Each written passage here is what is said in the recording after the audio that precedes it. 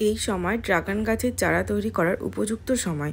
যেহেতু এই সময় অনেক ডাল কাটিং করা হয়, সেক্ষেত্রে আমরা চারা তৈরি করে নেব। ড্রাগনের ডালগুলোকে কাটিং করে নর্মাল মাটি কিংবা বালিতে বসিয়ে আমরা শিকড় তৈরি করে নিতে পারি। তারপরে ড্রাগনটাকে আমরা যখন ফাইনাল পটিং করার জন্য যে পটটা সিলেক্ট করব, সেখানে আমরা ড্রাগন গাছটাকে বসাতে পারি। আর একভাবেও ড্রাগনের চারা বসানো যায়, সেখানে ডাইরেক্ট পটিং করা যায়, সেক্ষেত্রে কোনো ক্ষতি হয় না, কারণ ড্রাগন ভীষণ হার্ডি একটা গাছ। আমি এই ড্রাগনের ডালগুলোকে ডাইরেক্টই পটিং করে দেখাচ্ছি। তার জন্য আমি নিয়েছি গার্ডেন সয়েল আর গোবর সার, এই দুটোকে খুব ভালোভাবে মিশিয়ে নিয়েছি। টবের একদম নিচে আমি এই মাটিটা দিয়ে দিচ্ছি। তারপরে আমি ড্রাগন গাছের জন্য যে মিক্স খাবারটা তৈরি করেছিলাম, এবার আমি তার একটা লেয়ার দিয়ে দিই। তারপরে আবার গোবর সার মেশানো যে মাটিটা রেডি করেছিলাম, সেইটা আমি দিয়ে দিচ্ছি।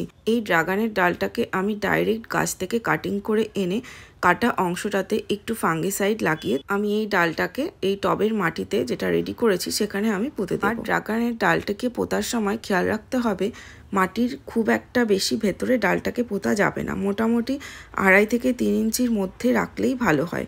না হলে কি হয়, ড্রাগন গাছে গোড়া পচনের সমস্যা দেখা যায়। এর সাথে ডালটিকে সাপোর্ট দেওয়ার জন্য আমি এখানে একটা লাঠি দিয়ে দিচ্ছি। আর আমি যেহেতু একটা টবের মধ্যে করছি আর ড্রাগন গাছ একটু বড় জায়গায় পছন্দ করে, টবটাতে আমি গাছটা পুঁতেছি সেটা হলো 12 ইঞ্চির একটা পট। তার জন্য আমি এটাতে দুটো ডালই পুঁতেছি, একটা দিলে বেশি ভালো হতো। আর যদি বড় জায়গা থাকে সেক্ষেত্রে 4-5টা ডাল পুঁতে দেওয়া যায়। আমি গাছটাকে খুব ভালোভাবে সেট করে দিয়েছি। এবার আমি কিছুটা জল দিয়ে দিচ্ছি এতে।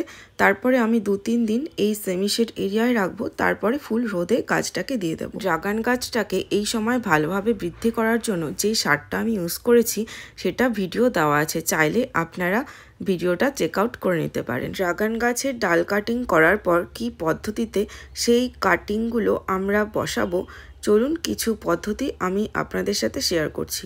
সত্যি কথা বলতে ড্রাগন গাছের কাটিং যে কোনোভাবেই বসান না কেন, খুব ইজিলি গ্রো করে যায়। একটা পদ্ধতি হলো, ড্রাগন গাছে ডাল কাটিং করার পর যদি এই অংশটা থাকে, তাহলে এই অংশটাতে কোনো রকম ফাঙ্গিসাইড বা রুট হরমোন কিছুই লাগে না। এমনিই যদি বসিয়ে দেওয়া যায় তাহলে খুব সুন্দরভাবে রুট গ্রো করে যায়। আর শুধু খেয়াল রাখতে হবে, খুব একটা মাটিতে ডিপে বসানো যাবে না, তাহলে অনেক সময় গোড়া পচার সমস্যা হতে পারে। সেক্ষেত্রে জলটা বুঝে বুঝে একটু দিতে হবে।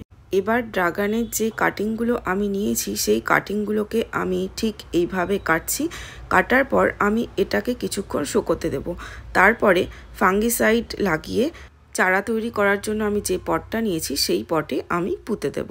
আর অনেকেই জানতে চেয়েছিল যে ফাঙ্গিসাইডটা আমি কিভাবে ইউজ করি। তো সেক্ষেত্রে একটা পাত্রের মধ্যে কিছুটা ফাঙ্গিসাইড আর তার সাথে জল মিশিয়ে সেটাকে খুব ভালোভাবে গুলিয়ে একটা তুলির সাহায্যে আমি এটাকে অ্যাপ্লাই করে দিচ্ছি। আর তোমরা যারা জানতে চেয়েছিলে, তোমরা যদি এই ভিডিওটা দেখে থাকো তাহলে অবশ্যই কমেন্টে আমাকে জানিয়ে দিও। যে চারাগুলো আমি এইভাবে কেটে রেডি করেছি, সেই চারাগুলোকে 1 ঘন্টা মতো রেখে দিয়েছিলাম। তারপরে ফাঙ্গিসাইড লাগিয়ে 5 মিনিট মতো রেখে তারপরে আমি এই গাছগুলোকে পুঁতে দিচ্ছি। এরপরে চারাটা যখন আমার রেডি হয়ে যাবে, তখন আমি আবার তোমাদের সাথে অবশ্যই ভিডিওটা শেয়ার করব।